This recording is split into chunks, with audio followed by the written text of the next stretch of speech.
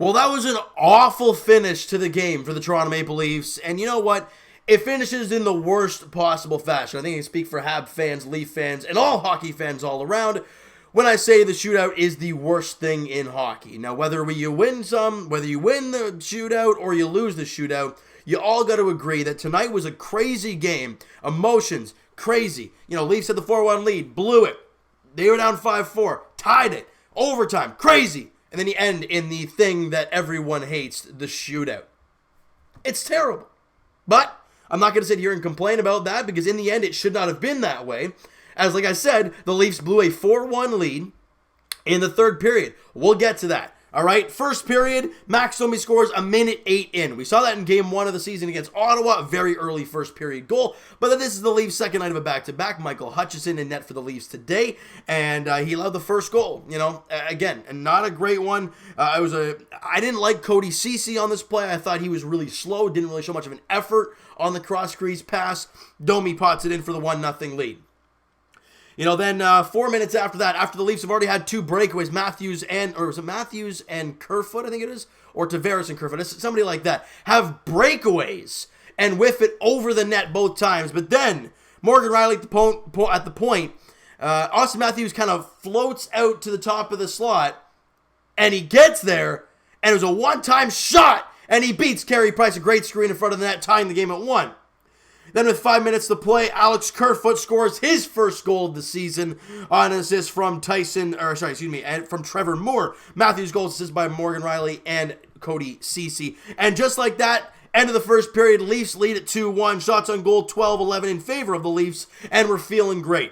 Second period rolls around, and a great goal, a fantastic goal from Trevor Moore. Mikheyev did an amazing job starting the play, and Trevor Moore finishing it. Carey Price was clearly expecting a pass back to Mikheyev.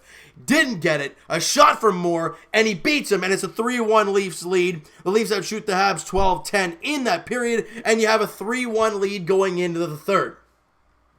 5 minutes in, Leafs get a power play looking to bury it. William Nylander down the side beats Carey Price 5-hole, and a great job there by Willie to get his first goal of the year. And the Leafs now have a 4-1 lead. We're feeling great. We're already 5 minutes into the third, 15 minutes to go. You got a 4-1 lead. We have seen this before, but we expect this team to be better.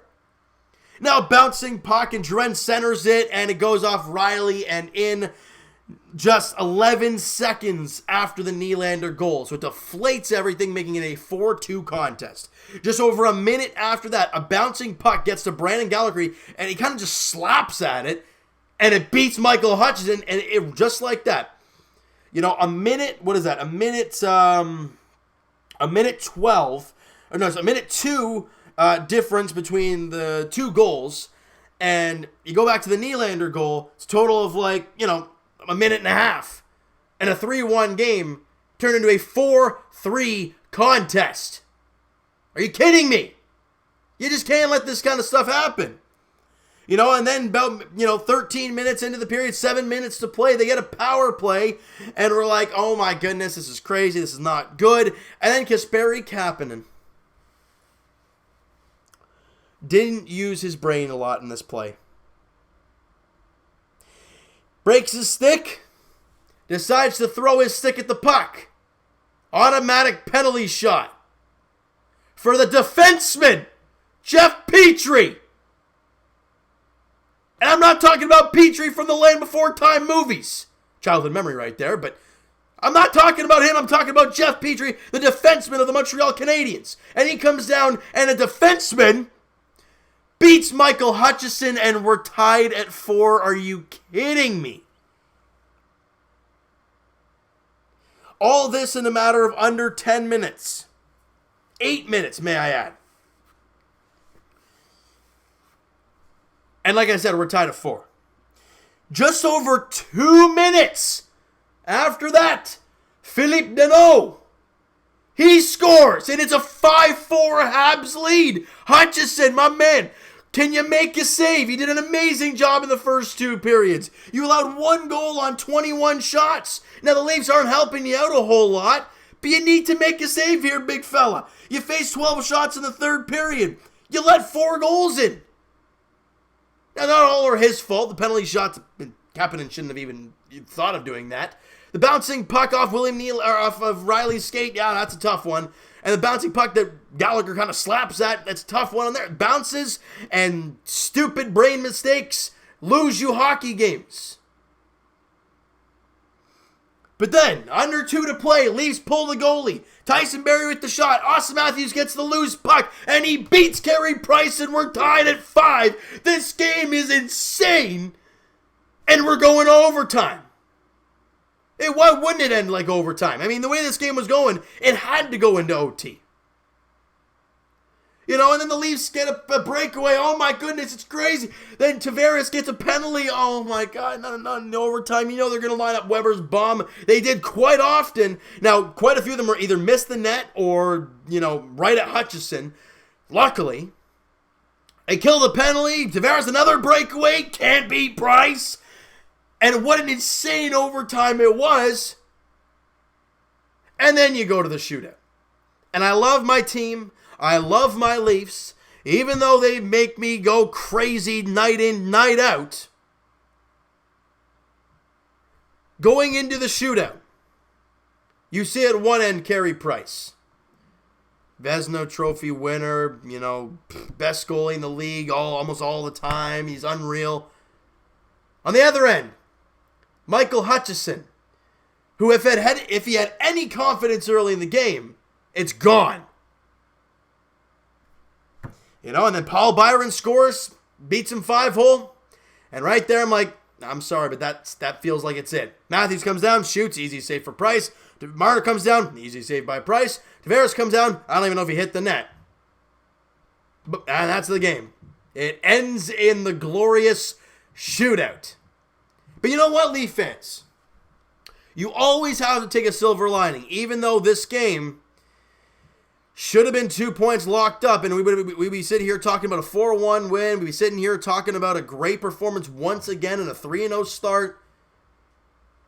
But instead, we're sitting here talking about a meltdown. Now, I'd rather it happen in Game 3 of the season than Game 7 of the playoffs. Period. That's all I care about. And if you think about it in the long run, right? If you think about the long run, the kind of the situation they're in, they played it back-to-back. They were just in Columbus yesterday for their home opener, so it was going to be a tough battle from start to finish. And then you got to come right back home the next night to face Montreal, who they didn't play yesterday. Did they play on Thursday? Yeah, they played Thursday in Carolina, but they had yesterday off. Now, not making excuses, but I'm just saying, out of a back-to-back, you got 3 out of a possible 4 points. So yeah, does it suck losing to Montreal in overtime in the way it did? Yeah, it does. It really does.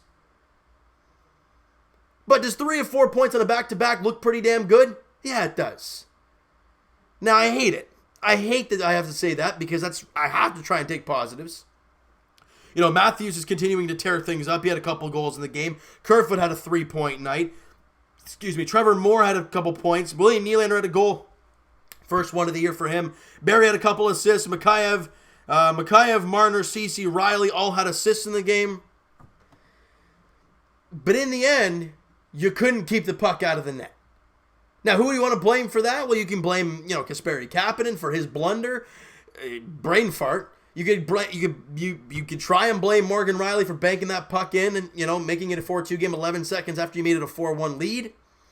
You could blame Hutchison for not being able to make a big save when you needed him most. That's the difference between Frederik Andersen and Michael Hutchison. Freddie, I'm not saying he would have made these saves tonight because we don't know. He wasn't in this situation. But would you feel a lot more confident with him making those saves and a lot more confident with him in the shootout than Michael Hutchison?